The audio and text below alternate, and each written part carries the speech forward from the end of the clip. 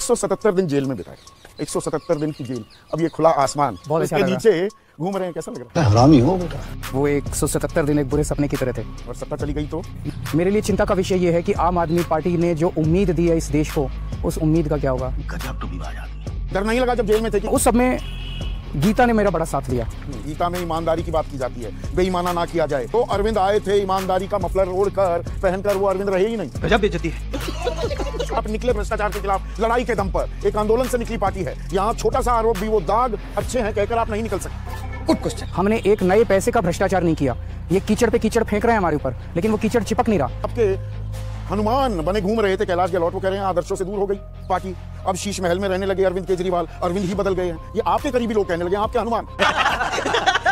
1500 रुपए लाड़की बहन योजना, आप 1500 रुपए महिला को दे रहे हैं। 1000 रुपए मैया सम्मान योजना झारखंड में दे रहे हैं, और बम बम आपकी बल्ले बल्ले हो जाती है, सीधे आपको वोट मिल जाते हैं। ये सुविधाएं हैं, ये रेवड़ी नहीं है। और ये सुविधाएं देने के बावजूद भी दिल्ली का बजट फायदे में चल रहा है। दिल्ली सरकार कौन सा मनी प्लांट लगा रखा है पेड़ पे? कौन से ईमानदार सरकार है, पढ़ा लिखा आदमी हूँ, अकाउंट्स की भी जानकारी है। बस मार्शल मौजूदा भी हैं, वो शिकायत ये कर रहे हैं कि 3 महीने से तो हमें तनख्वाह नहीं मिल रही।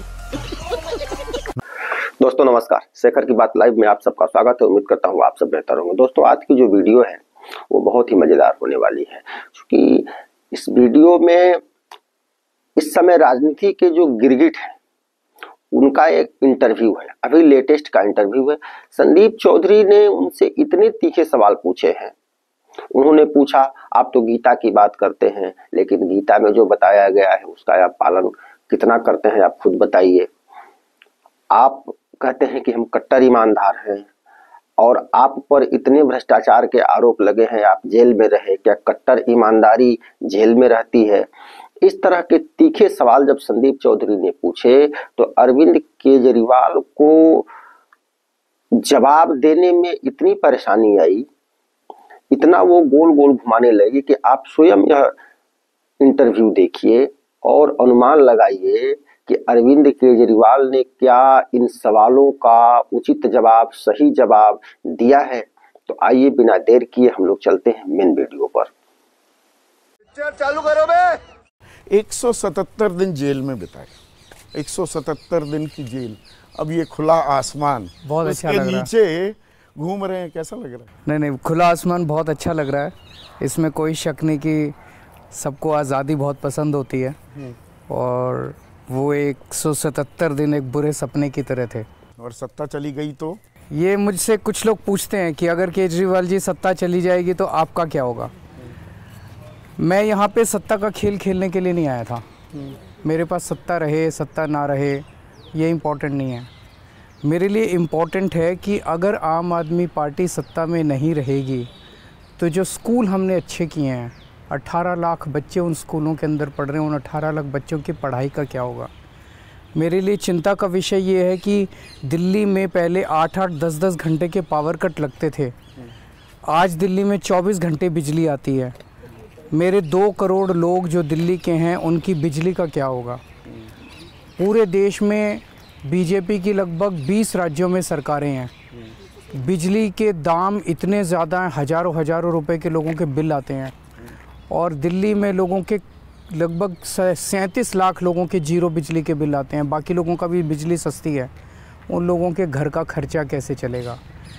मेरे लिए चिंता का विषय ये है कि आम आदमी पार्टी ने जो उम्मीद दी है इस देश को, उस उम्मीद का क्या होगा। डर नहीं लगा जब जेल में थे कि परिवार का क्या होगा? नहीं, जेल में था, जेल में परिवार का वो रहता था। मेरे माँ बाप की मुझे याद आती थी जब मैं जेल में था, और जेल के दिन बड़े कठिन थे, इसमें कोई दो राय नहीं है, मैं झूठ नहीं बोलूँगा, क्योंकि कई सारी चीज़ें थी। जेल में उन्होंने मुझे सॉलिटरी कन्फाइनमेंट में रखा। 20 किलो तक आपका वेट कम हो गया था? 10 किलो वेट मेरा, 10 किलो मेरा वेट वजन कम हो गया था। तो 15 दिन तक मुझे मेरा इंसुलिन बंद कर दिया गया। फिर हमें कोर्ट जाना पड़ा, तो कोर्ट से परमिशन मिली हमें, और कोर्ट ने एक डॉक्टर्स का पैनल बनाया, उसने इंसुलिन दोबारा चालू किया। तो कई सारी समस्याएं थी वहाँ पे, लेकिन उस सब में गीता ने मेरा बड़ा साथ दिया। मैंने गीता को पढ़ा, गीता को कई बार पढ़ा, और गीता की वजह से मुझे एक अंदर स्ट्रेंथ मिली। और मैं सभी दर्शकों को ये कहना चाहूँगा कि आपकी ज़िंदगी में भी अगर कभी भी कोई मुसीबत आए, अगर कभी भी आपको कुछ प्रॉब्लम आए तो आप गीता पढ़ के देखिएगा, गीता से बहुत शांति मिलती है और गीता से बहुत स्ट्रेंथ मिलती है। पर गीता का ज्ञान आप लोगों को, दर्शकों को दे रहे हैं। गीता में ईमानदारी की बात की जाती है, बेईमाना ना किया जाए।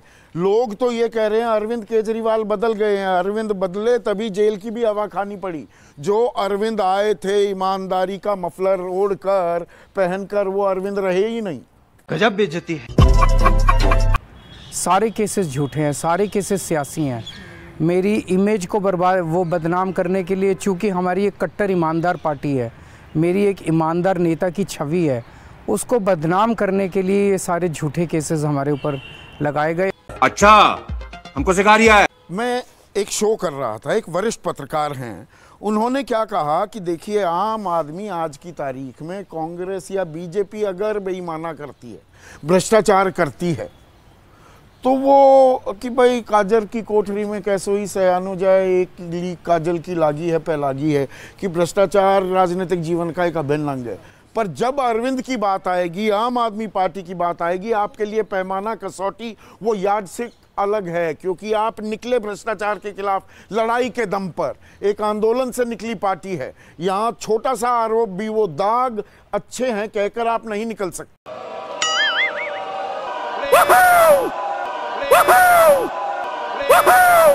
पर मैंने तो कहा नहीं, आप हमारे लिए यार्डस्टिक बहुत ऊंची रखी है, आप हमारे पैमाना बहुत ऊंचा रखिए। हमने एक नए पैसे का भ्रष्टाचार नहीं किया। ये कीचड़ पे कीचड़ फेंक रहे हैं हमारे ऊपर, लेकिन वो कीचड़ चिपक नहीं रहा। आज मैं जनता के बीच में जा रहा हूँ, जनता का कोई आदमी, एक आदमी, ये तो सारा सियासी गेम चल रहा है, बीजेपी का गेम चल रहा है जो हमारे ऊपर कीचड़ फेंका जा रहा है। एक आदमी मुझे जनता के बीच में नहीं मिलता जो कहता है केजरीवाल जी आपने गड़बड़ की है। तो सियासी है, राजनीति है, राजनीति के अंदर ये कीचड़ फेंक रहे हैं।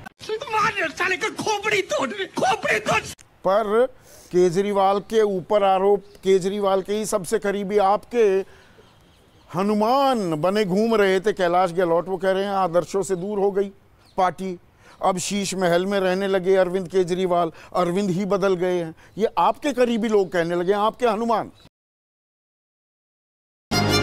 तो कुर्सी पर आकर बैठ गए हैं। लड़ाई कुर्सी की भी है, और इस लड़ाई में एक दिलचस्प चीज अरविंद मैंने देखी, आप रेवड़ी पर चर्चा करने को भी तैयार हो गए। तो रेवड़ी, आप रेवड़ी मान रहे हैं, जो आप फ्री की बिजली दे रहे हैं, पानी दे रहे हैं, आप खुद कह रहे हैं ये रेवड़ी है। प्रधानमंत्री जी ने कहा था कि केजरीवाल फ्री की रेवड़ी देता है, फ्री की रेवड़ियाँ अच्छी नहीं है, फ्री की रेवड़ियाँ नहीं होनी चाहिए। मैं कह रहा हूँ कि हाँ, मैं फ्री की रेवड़ी देता हूँ, मैं पैसे चोरी नहीं करता। कोई सेंस है इस बात की? अगर दिल्ली के अंदर दिल्ली के लोगों को महंगाई से छुटकारा दिलाने के लिए मैं फ्री में बिजली देता हूँ, बताइए क्या गलत कर रहा हूँ? पर ये जो रेवड़ी है, सेवा इसमें क्या है और मेवा क्या? और ये सवाल मैं एक IRS ऑफिसर जो रह चुका है शख्स, उससे भी पूछ रहा हूं कि 1500 रुपये लाडकी बहन योजना, आप 1500 रुपये महिला को दे रहे हैं, 1000 रुपये मैया सम्मान योजना झारखंड में दे रहे हैं, और बम बम आपकी बल्ले बल्ले हो जाती है, सीधे आपको वोट मिल जाते हैं। रेवड़ी में मेवा क्या है और असल में लोक सेवा क्या है अरविंद की निगाह में? 6 रेवड़ियाँ जो हम दिल्ली में देते हैं, लोगों को फ्री बिजली देते हैं, 24 घंटे बिजली देते हैं, अच्छी शिक्षा देते हैं, फ्री शिक्षा देते हैं, अच्छी स्वास्थ्य सेवाएं देते हैं, फ्री स्वास्थ्य सेवाएं देते हैं, महिलाओं को बस में फ्री सफ़र देते हैं, बुजुर्गों को फ्री तीर्थ यात्रा कराते हैं और फ्री पानी देते हैं। ये सुविधाएं हैं, ये रेवड़ी नहीं है। ये 6 सुविधाएं हैं जो दिल्ली सरकार अपने लोगों को देती है पैसे बचा के, और ये सुविधाएं देने के बावजूद भी दिल्ली का बजट फायदे में चल रहा है। ये केंद्र सरकार के समर्थन के बिना हो सकता था? आपने वो कौन सा मनी प्लांट लगा रखा, पेड़ पे कौन से पैसे? ईमानदार सरकार है, पढ़ा लिखा आदमी हूँ, अकाउंट्स की भी जानकारी है, इंजीनियरिंग की भी जानकारी है। पर जहां पर आप बिजली की बात कर रहे हैं, आपने स्वास्थ्य सेवाओं की भी बात की, जो केंद्र की ऑलरेडी एग्जिस्टिंग योजनाएं हैं, आप उनको लागू नहीं करते हैं। प्रधानमंत्री जन आरोग्य योजना है, 5 लाख का बीमा वहां मिल सकता है, आप लागू नहीं करेंगे। समझ रहे हो आप? समझ रहे हो? अच्छा, आप एक चीज बताइए, दिल्ली के अंदर हमने सबका इलाज पूरा मुफ्त कर दिया। 5 लाख क्या, 50 लाख का भी अगर आपका बिल आएगा, अगर आपका कोई ऑपरेशन कराना है, कोई बीमारी हो गई, 50 लाख का भी बिल आएगा तो आपका फ्री है। ये ज़्यादा अच्छी है कि उनकी योजना, वो कहते नहीं 5 लाख से ज़्यादा नहीं देना, 5 लाख से ज़्यादा होगा तो पैसे अपने देने पड़ेंगे। कैसे जब इतने पैसे हैं दिल्ली के पास और आप अपना दिमाग, अपनी एक्सपर्टीज जो आप कह रहे हैं वो लगाते हैं, तो मैं फिर से वो बस मार्शल्स की बात वहां भी मेरी अटकी हुई है एक सुई। 10,000 लोगों की नौकरी आप परमानेंट हम तो परमानेंट करना चाहते हैं ना। आप अब वो मुझे मालूम है आप कह रहे हैं करना चाहते हैं, एलजी नहीं करने दे रहे, पर जो अभी हैं बस मार्शल्स मौजूदा भी हैं, वो शिकायत ये कर रहे हैं कि 3 महीने से तो हमें तनख्वाह नहीं मिल रही। नहीं, सारी तनख्वाह मिल रही है। बीच में जब मैं जेल चला गया था, मेरे पीछे से इन लोगों ने कई काम रोक दिए। दिल्ली की वृद्धावस्था पेंशन रोक दी इन लोगों ने, तरह तरह से इन्होंने करके कई सारी दिक्कतें की। अब सारी चालू करा रहा हूँ, सारे रुके हुए काम शुरू हो रहे हैं, चिंता मत कीजिए। जिनकी भी तनख्वाह अगर रुकी हुई है अब मिल जाएगी, मैं कराऊंगा, मैं आपको श्योर। दिल्ली में कूड़े करकट की गंदगी की भी एक बहुत बड़ी समस्या हो गई थी, सफाई करवा रहे हैं। उनसे ही ध्यान भटका रहे हैं कि वहां लोगों का वो कॉलोनी में जो नाराजगी है उसको दूर करने के लिए आप लॉ एंड ऑर्डर को उठा रहे हैं, लाल घेरे के साथ दिखा रहे हैं। कितनी वारदात हो गई।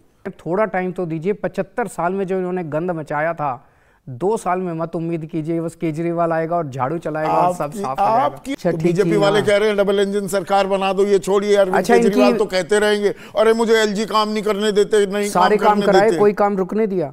अगर बीजेपी की डबल इंजन सरकार यहाँ आ गई, बड़ी खतरनाक है डबल इंजन सरकार। अगर ये डबल इंजन सरकार यहाँ आ गई तो आप सोच सकते हो यहाँ के स्कूलों का फिर 18 लाख बच्चों का भविष्य खराब हो जाएगा। आप एक राज्य इनका बता दो जहाँ पे अस्पताल अच्छे हैं, दवाइयाँ फ्री मिलती हैं, स्वास्थ्य सेवाएं अच्छी हैं, कोई राज्य नहीं है। यूपी में बगल में चले जाओ, देखो कोई सरकारी अस्पताल का क्या हाल है। दिल्ली के सरकारी ये सारे सरकारी अस्पताल इन्होंने ये खराब हो जाएंगे अगर दिल्ली में इनकी सरकार आ गई तो। अगर इतने आश्वस्त हैं, इतने इत्मीनान में अरविंद केजरीवाल, वो दौड़ा दौड़ा भागा भागा सा अरविंद हमें क्यों दिख रहे हैं, पदयात्रा पर निकल रहे हैं, पूरा जोर लगा दिया है। इस बार किस मुद्दे पर दिल्ली की जनता चुनाव में अपना वोट डालेगी? सबसे बड़ा मुद्दा है कि अगर आपने उनको वोट दे दिया तो आपको मिलने वाली सारी सुविधाएं बंद कर दी जाएंगी। 81 करोड़ 35 लाख लोगों को 5 किलो अनाज तो अब 28 दिसंबर 31-28 तक दे रहे हैं। एक मिनट, अनाज की तो मैंने बात ही नहीं की, मैं दूसरी बातों पर। हाँ, एक काम जो अब मैंने प्रॉमिस किया है, हर महिला के अकाउंट में 18 साल से ऊपर की हर महिला के अकाउंट में 1000 रुपए डलवाएंगे, ऐसा हमने प्रॉमिस किया। ये हम अब ये रेवड़ी जो ये 7वीं आपकी रेवड़ी है, ये सेवा है मेवा है? जनता एक चीज समझने की कोशिश कीजिए, मैं प्योर इकोनॉमिक्स समझा रहा हूं आपको।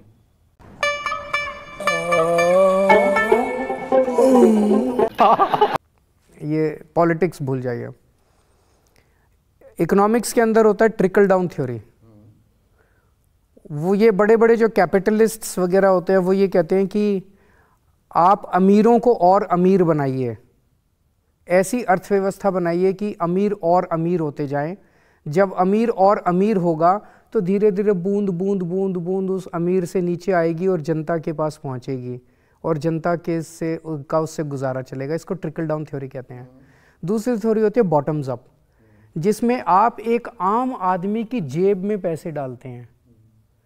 तो जब मैं मुख्यमंत्री बना दिल्ली का, उस टाइम दिल्ली में मिनिमम वेज 8000 रुपये होते थे। मैंने आते ही उसको 14000 कर दिए मिनिमम वेज। तो मेरी खूब बड़े लोगों ने मेरी बुराई की कि 14000 क्यों कर दी। एक गरीब आदमी की जेब में जब पैसा जाता है तो मार्केट से वो सामान खरीदता है, खाना खरीदता है, कपड़े खरीदता है, बच्चों के लिए सामान खरीदता है, बीवी के लिए सामान खरीदता है, सब चीज़ें घर की खरीदता है। इससे इकोनॉमी की डिमांड बढ़ती है और इससे जब इकोनॉमी की डिमांड बढ़ती है तो जीडीपी बढ़ता है, प्रोडक्शन बढ़ती है। 1000 रुपए, एक मिनट 1000 रुपये महीना जब एक महिला की उसमें जाएगा तो आप सोच के देखिए, बहुत सारी बच्चियां ऐसी हैं जो कि पढ़ाई इसलिए नहीं कर पाती क्योंकि कॉलेज दूर है, बस का किराया नहीं है उनके पास, उनकी कॉलेज की शिक्षा पूरी होगी। बहुत सारी महिलाओं को मैं जानता हूं जिनको दूर काम करने के लिए जाना है, लेकिन वो दूर काम करने इसलिए नहीं जाती क्योंकि 3000 रुपये तो बस में ही खर्च हो जाते हैं और वहाँ पे कमाई है 5000 रुपये की, तो 2000 रुपये के लिए अब वो जाने दूर दूर अपना सामान बेचने चली जाती है। ऐसी कितनी महिलाओं की प्रोडक्टिविटी बढ़ेगी, कितनी महिलाओं को फायदा होगा। और उनकी आमदनी ही सीधी बढ़ा दो। ये 33 रुपये 33 पैसे प्रतिदिन, मोटा मोटा 1000 का यही खर्चा है। यही गणित बनता है ना। 33 रुपए 33 पैसे देने से बढ़िया उनकी आमदनी बढ़ा दी जाए। कैसे हम उस तरफ क्यों नहीं जाता कोई भी? मैंने इसीलिए लाड़की बहन का भी जिक्र किया। ये मैया सम्मान योजना यही बन गया, ये आने वाला तरीका है क्या? 1000-1500 रुपए थमा दो किसी के भी हाथ में और कहो भैया हमारे को वोट दो। Bye bye tata goodbye गया।